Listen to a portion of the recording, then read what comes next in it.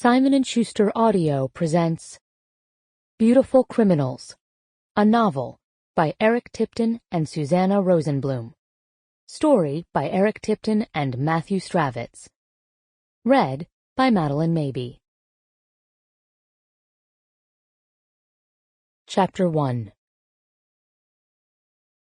Amanda stepped into the parking lot as Tiny, that's what they called her on the inside anyway, locked the gate behind her with an awful, vibrating clang.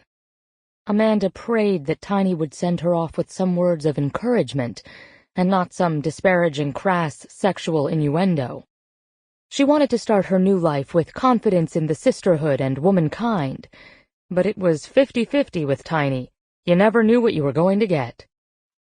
"Hey, Candy Girl." Candy Girl was Amanda's nickname in prison.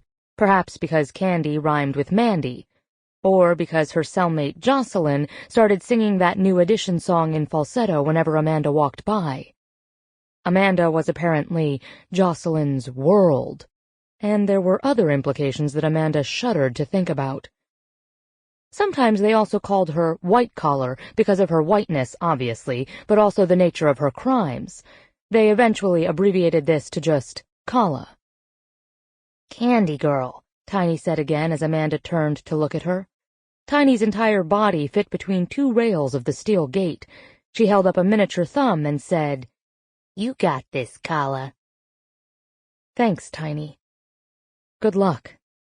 Happy Thanksgiving." Amanda stood for a second, remembering to breathe. In for 4, hold for 7, out for 8. It was Thanksgiving in SoCal, but it didn't feel like it. No crisp air, skeletal trees, or carpets of dry brown leaves covering a quiet, snow-dappled forest floor. Only the sun.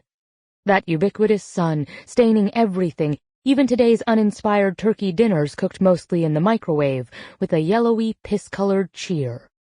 Amanda disliked L.A. She squinted against the glare and tried to locate the glint of her mother's silvery blue minivan, but as usual, her mother was late. Amanda had calculated that she'd probably spent a quarter of her life waiting for her mother. This had actually benefited her in prison. At 42, she'd already had a long education in waiting things out. What she wasn't prepared for was the paucity of prison supplies, washing her hair with soap, wearing enormous cotton underpants, and using maxi pads for God's sake. There were no tampons in the big house. Luckily, her periods were different now. They came on slowly, torturing her with a week of bloating. Sample complete. Ready to continue?